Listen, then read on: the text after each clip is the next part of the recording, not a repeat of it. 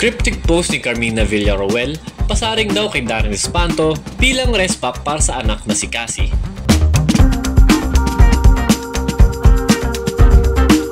Usap-usapan ng cryptic Instagram post daw ng aktres na si Carmina Villarroel na bagamat wala namang binanggit na pangalan, mga kasangkot o kung ano-anong konteksto nito, ay minamali siya ng mga netizens na parinig daw kay singer, actor, TV host na si Darren Espanto. Mababasa sa shinare ni Carmina sa kanyang Instagram story, "Don't expect the same in return."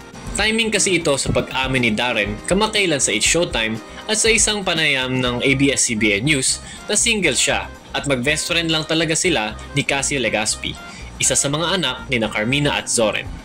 Natanong pa si Darren kung may ile-level up pa ba ang ugnayan nila ni Cassie. "Not right now," sagot ni Darren. Dahil dito ay nakitaan daw ng chemistry si Darren kay kapuso actress Jillian Ward at nag-iisip na raw sila ng posibleng kolaborasyon. Nagulat at natuwa rin si Darren nang maging isa sa top trending topic sa Twitter ang pangalan nila ni Jillian Ward nang makasama sila sa unang pag-era ng It's Showtime sa GMA7 last Saturday.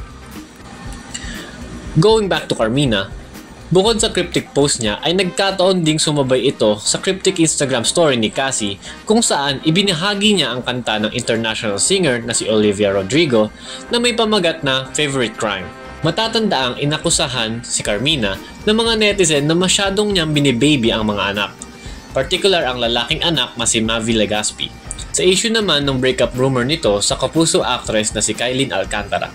Sa isang episode ng Sarap Diba, ay emotional na ipinaliwanag ni Carmina na gagawin niya ang lahat bilang magulang para protektahan ang mga anak. Samantala, wala pang tugon, reaksyon o pahayag ang kampo ni Darren, Cassie at maging si Carmina patungkol dito.